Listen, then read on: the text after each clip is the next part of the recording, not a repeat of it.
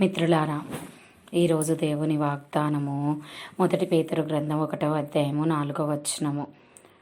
మృతులలో నుండి యేసుక్రీస్తు తిరిగి లేచుట వలన జీవముతో కూడిన నిరీక్షణ మనకు కలుగుటకై,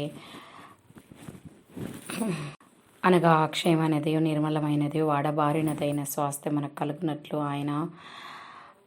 ఆయన తన విశేష కనికరము చొప్పున మనలను మరలా జన్మింపజేసెను. Today God's promise, 1 Peter chapter 1, 4th verse 2. An inheritance incorruptible and defiled, and that fadeth not away, reserved in heaven for you.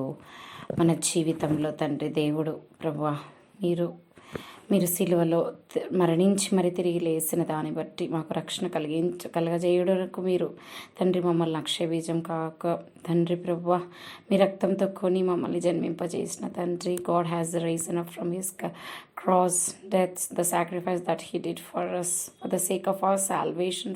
For that he has made us to be born on this earth, that he loved us for an everlasting love. దేవుడి వాగ్దానమును మన జీవితంలో నెరవేర్చబడును గాక.